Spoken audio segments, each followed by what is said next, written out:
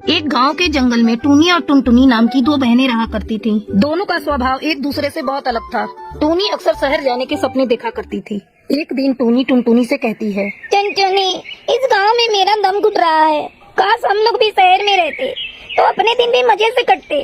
तुझे पता है, कल ही भोलू कौवा शहर से आया है।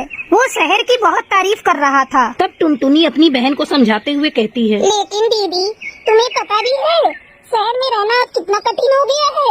शहर में ना तो पीने के लिए पानी ही साफ मिलता है और ना ही सांस लेने के लिए ताजी हवा। चुप हो जा, बड़ी आई शहर की बुराई करने वाली। तुझे ये सब कैसे पता? वो दीदी, ये सब मैंने अखबार में पढ़ा था।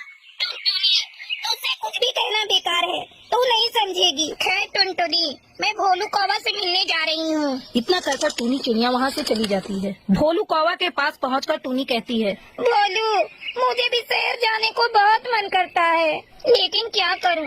जब भी कहती हूँ मम्मी पापा मुझे डांटने लगते हैं। अरे टोनी, इसमें सोचने वाली कौन सी बात है? अगर तुझे शहर चलना है तो तू मेरे साथ चल। जब तक तू अपने बूढ़े माँ बाप के लिए अपनी जिंदगी बर्बाद करती रहेगी। कल सुबह मैं शहर जा रहा हूँ। अगर तुझे जाना होगा तो तू सुबह मेरे पास आ जाना। अगले दिन टूनी चिड़िया बिना किसी को बताए भोलू कौवा के साथ शहर चली जाती है। शहर आकर दोनों साथ साथ रहने लगते हैं। धीरे धीरे दोनों को एक दूसरे से प्यार हो जाता है और एक दिन दोनों शादी कर लेते हैं। कुछ दिन इसी तरह बीत जाते हैं। एक दिन टूनी चिड़िया को अपने घर की याद आती है। अगले ही दिन वो अपने गांव आती है। जब वो घर आती है उस समय टुनटुनी घर का काम कर रही थी। जब वो टूनी को देखती है तो उसे पहचान नहीं पाती और कहती है, कहिए, आपको किससे मिलना है? इस समय मेरे माँ बाप भोजन की तलाश में गए हैं। तब टूनी कहती है, अरे टुनटुनी, तूने मुझे पहचाना नहीं? मैं टूनी हूँ। देख मेरे ठाट बात, मैं बिल्कुल हीरोइन लग रही हूँ और तू अपने आप को देख, बिल्कुल काम वाली बाई लग रही है। दीदी, मैंने तो आपको पहचाना ही नहीं। वैसे एक बात मैं आपको बता दूं, मुझे आप हीरोइन कम चुड़ैल ज्यादा दिखाई दे रही हैं। तभी तो मैं आपको पहचान नहीं पाई। आप अभी और इसी वक्त यहाँ से चली जाइए, वरना अगर मम्मी पापा आ गए तो आपको धक्के मारकर भगा देंगे। टुनटुनी, तू मुझे देखकर जल रही है, इसीलिए ऐसा बोल रही है। मैं मम्मी पापा से मिलकर ही जाऊंगी। उस दिन आपको अपने मम्मी पापा का जरा भी ख्याल नहीं आया जब आप इस घर को छोड़कर चली गई थी, वो भी किसी को बिना बताए। टुनटुनी, अब ज्यादा मत बोल। तू मम्मी पापा की सेवा कर रही है ना, यही बहुत है। तू गांव की गवारन है और गवारन ही रहेगी। मुझे इस गांव में नहीं रहना था, इसलिए मैं शहर चली गई। मैं तो कहती हूँ अब भी कुछ नहीं बिगड़ा, तू भी मेरे साथ शहर चल।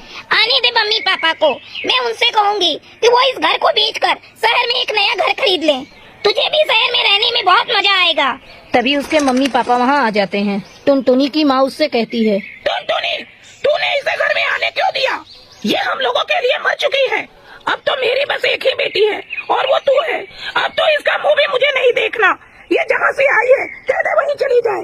टुनटुनी अपनी बहन को घर से बाहर निकाल देती है। टूनी वापस शहर लौट आती है। अचानक एक दिन टूनी की तबीयत बिगड़ जाती है। तब वो भोलू कौवे से कहती है, सुनिए जी, लगता है अब मैं नहीं बचूंगी। आप ये खबर मेरे माँ बाप तक पहुँचा दीजिए। मैं अपने किए की माफी उनसे मांगना चाहती हूँ। ठीक है टोनी, मैं ये खबर उन तक पहुंचा देता हूँ। भोलू कौवा फोन करके टूनी की खबर उसके घर वालों को देता है। टूनी की बीमारी की खबर सुनकर टुनटुनी से रहा नहीं जाता और वो शहर आती है। जब टूनी अपनी बहन को देखती है तो वो उससे माफी मांगती है। तब टुनटुनी उससे कहती है, दीदी, अब तुम सोचना बंद करो। मम्मी पापा ने तुम्हें माफ कर दिया है। अगर तुम्हें शहर में रहना अच्छा लगता है तो तुम खुशी खुशी यहाँ रहो। मम्मी पापा को अब तुमसे कोई शिकायत नहीं। टुनटुनी के मुंह से ये बातें सुनकर टूनी को बहुत ही राहत मिलती है और वो धीरे धीरे ठीक हो जाती है। इस तरह दोनों बहनें अपनी अपनी जिंदगी हंसी खुशी